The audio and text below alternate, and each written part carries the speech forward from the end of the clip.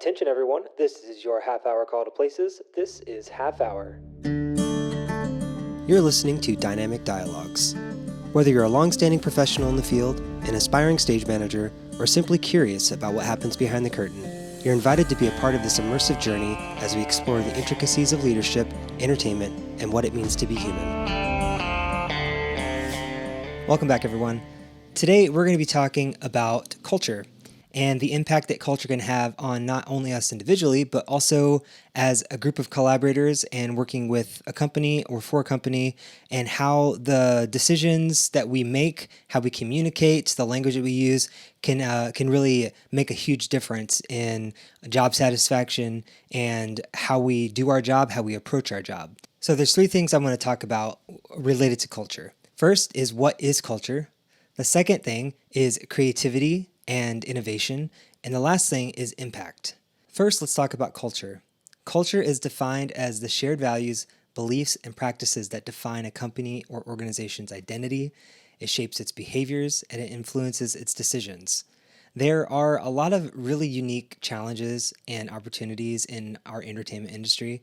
And one of the things is the fierce competition that we often get in, especially when it comes to applying for jobs and getting butts in the seat and eyeballs on what our art is. And so there's a constant, ever-present demand for constant innovation and upping the ante to capture audiences' attention, especially in really saturated markets. The second thing I want to talk about is creativity and innovation.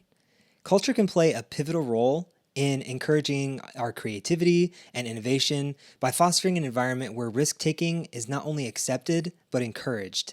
And failures are seen as opportunities for growth and learning, and not seen with judgment. Workplace culture can really influence the creativity by providing a stable backdrop for us as employees and collaborators to feel supported, to engage in our work in really creative ways, despite our industry's fast pace and often unpredictable nature, as we all know. A culture that values transparent communication and collaboration leads to groundbreaking ideas and solutions because team members feel empowered to share their thoughts and perspectives without fear of judgment. Seamless collaboration and teamwork in a supportive culture leads to greater innovation in project development and creative problem-solving ideas. And now, if you've ever been in a culture that is not supportive, that doesn't promote risk-taking, that doesn't promote a supportive environment, you know how that feels, right?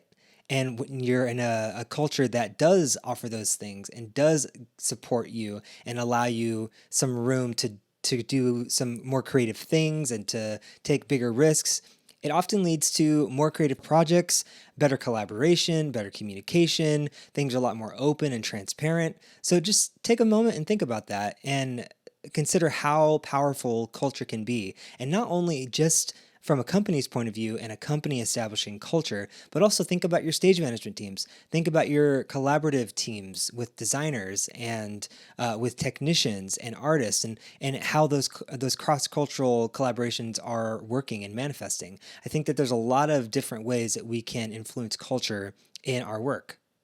Now, the last thing I want to talk about is impact. Culture influences employee experiences. It shapes our job satisfaction, our work-life balance, and overall well-being, both physical and mental.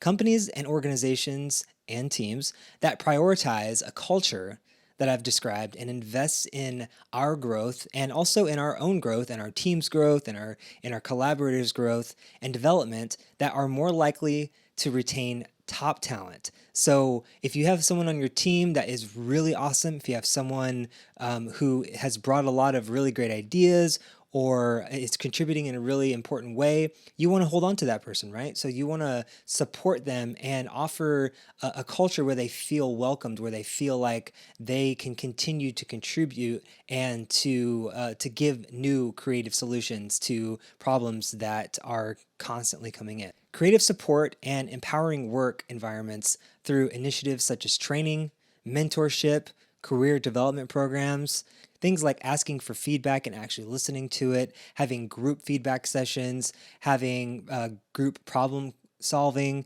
and allowing the group to help make big decisions rather than giving them a directive and telling them how it has to be or how it's going to be.